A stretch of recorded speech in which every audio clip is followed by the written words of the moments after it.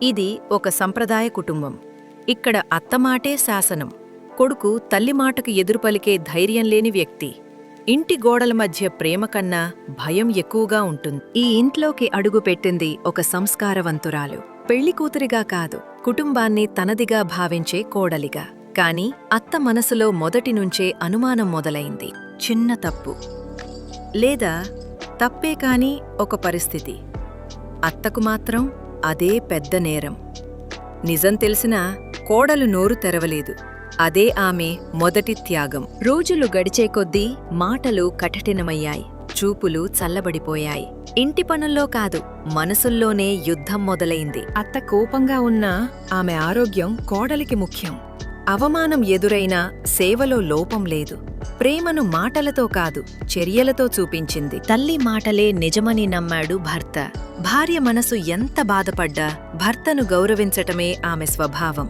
ఇల్లు నిశ్శబ్దంగా మారింది. ఒకరోజు అపార్థం తీవ్ర రూపపొందాల్చింది. కోడలిపై తీవ్రమైన ఆరోపణ.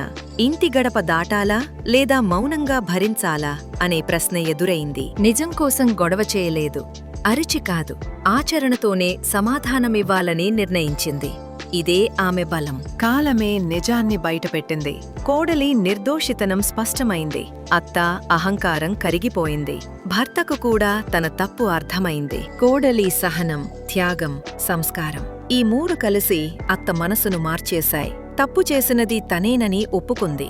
ఆ రోజునుంచి ఈ ఇల్లు మారింది. అత్తకు కోడలు కూతురైంది. భర్త భార్యకు అండగా నిలబడ్డాడు. చెదిరిపోయిన కాపురం మళ్లీ కలిసిపోయింది. ప్రతీకారం కాదు, ప్రేమే మార్పు తీసుకువస్తుంది. అరిచే మాటలు కాదు, ఓర్పే కుటుంబాన్ని నిలబెడుతుంది.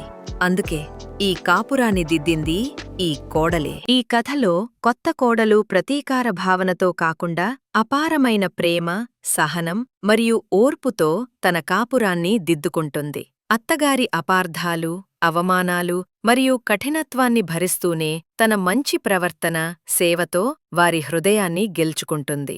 చివరికి ప్రేమ మరియు ఓర్పు ఉన్న కుటుంబమే స్వర్గం అని నిరూపిస్తూ అత్తకోడలు సంబంధానికి ఒక చక్కని మార్గదర్శకంగా నిలుస్తుంది.